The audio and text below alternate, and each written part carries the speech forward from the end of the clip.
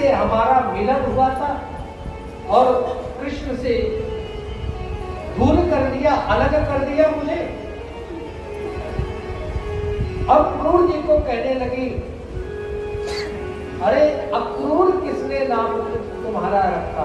अक्रूर माने जो क्रूर ना हो। बोले वास्तव में तुम क्रूर हो, तुम अक्रूर नहीं हो, तुम तो क्रूर हो। तुम हमारे कन्हैया को लेकर के जा रहे हो, लाला को लेकर के जा रहे हो। कन्हैया ने एकांत में जाकर के सभी गोपियों से कहा कि मैं 100 वर्ष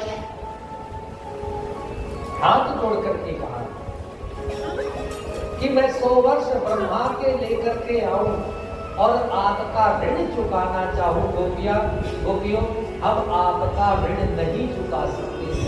जितना प्रेम तुमने मुझे दिया करती हो, मैं तुम्हारे प्रेम को चुका नहीं सकता हूं। मुझे जाना जरूरी है, कुछ लीलाएं अभी शेष हैं। आप सब जानती हो कि मैं किस लिए आया हूं इस धरती पर।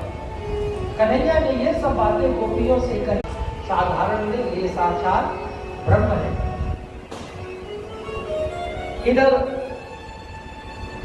कन्हैया सबको हाथ जोड़ करके जब रथ में बैठ करके, क्योंकि अक्रूर जी ने कहा है कि कंस की आज्ञा है कि बलराम और कृष्ण को अपने साथ लेकर के आना, बाबा को भी अपने साथ लेकर के आना।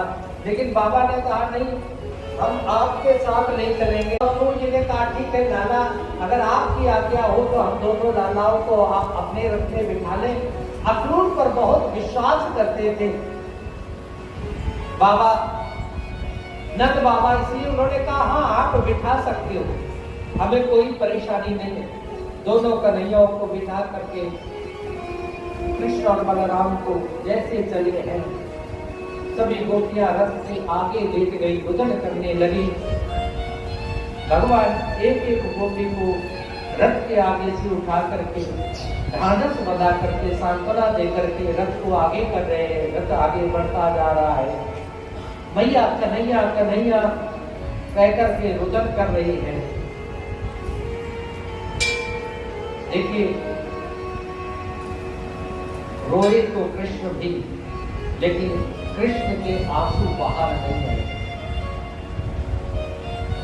भगवान कहता जो जिस भाव से मुझे भजता है, मैं उसको उस भाव से भजता हूं।